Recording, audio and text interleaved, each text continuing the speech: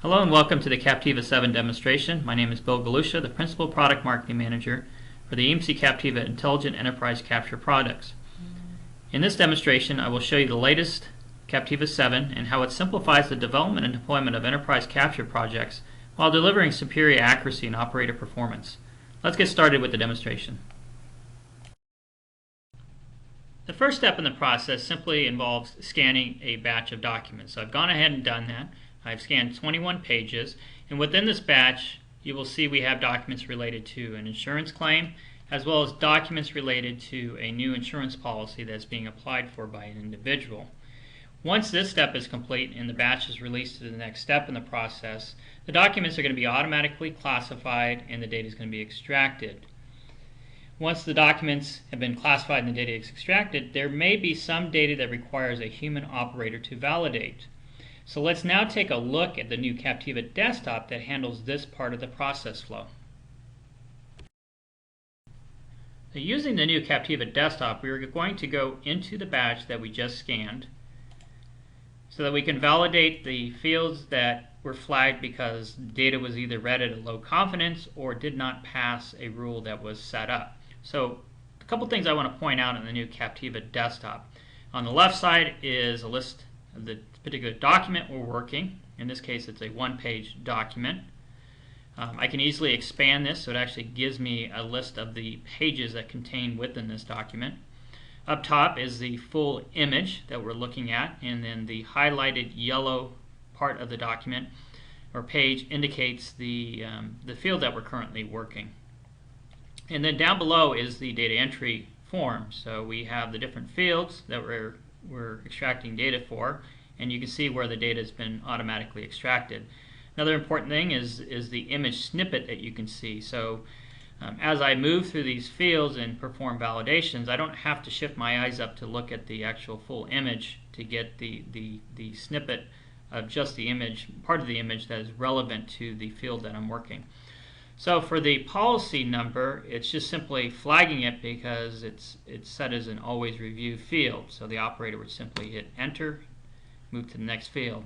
Now we need the policy holder name. So here it's Randy Marshall. I could type it or I could rubber band it. So here we rubber band did performed OCR. Again, there shows the snippet. And once I hit enter, it auto-populates, does a database lookup and populates the address information. Next field, set to always review. So I hit enter, finish this task, and it takes me to the next task. So again, I have the policy number field set up to review. I hit enter, policy holder. In this case, I'm going to go ahead and type in the first name Verna, hit enter. That pops up a dialog with a list of names I can choose from. There's a couple different Vernas in our database, so I'll select the appropriate one. And as soon as I do that, it then goes and pre-populates the other fields associated with the address. Then I'm going to make a quick correction here. One last one. And we're done. We hit finish. We go to the next task. So very quick.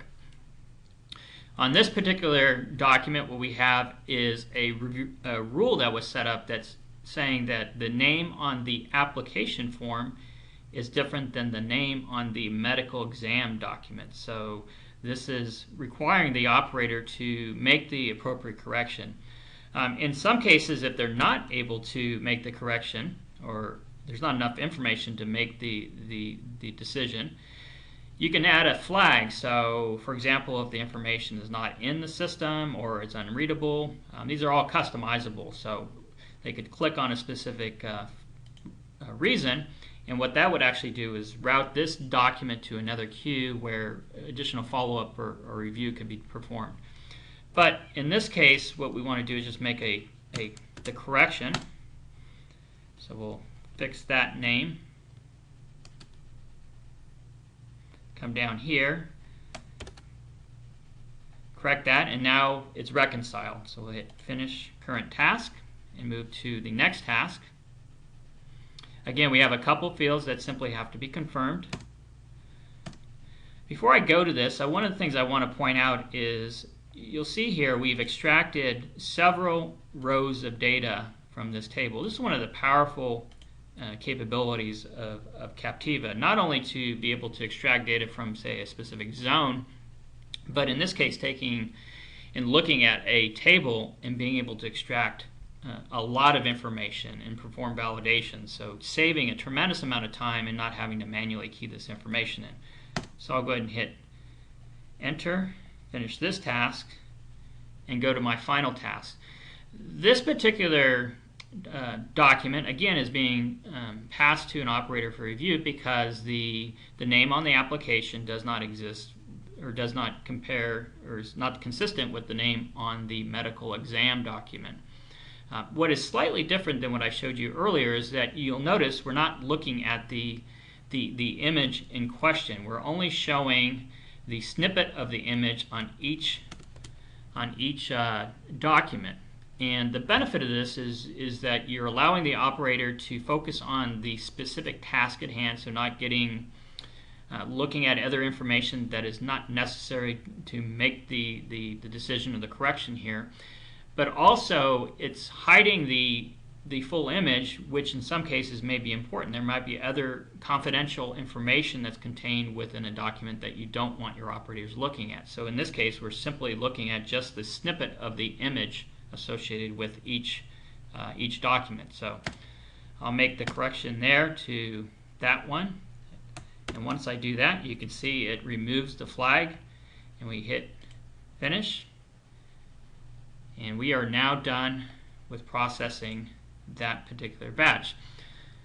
So now that the documents have been classified and the data extracted and reviewed, one of the last things I want to show you in this demonstration is how easy it is to set up a capture flow process using the new Captiva designer in Captiva 7. So let's take a look at that. We are now looking at the new Captiva 7 designer. In the new designer, everything you need to develop a capture process, including setting up the system, preparing profiles, and defining your capture flow process, is all included in a new unified design environment.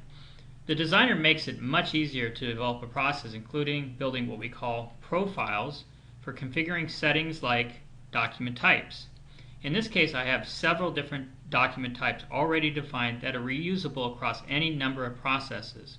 For example, the life insurance document type shows you the fields that are defined. When I click on Form, you see how we have control over the layout of the data entry form that operators work with. You can easily customize the look and feel of this form to get the best performance from your operators. You can also easily define business rules using simple expressions, database queries, or even writing custom scripts. Again, this profile is designed once and reusable for any number of processes. Plus, if you make any changes to the profile, all you have to do is upload the change to the server and immediately reflects in any process that relies on the profile. Once done with the setup of my process flow and configuration, deployment is simple. I can easily deploy them to the server with a single click of the button.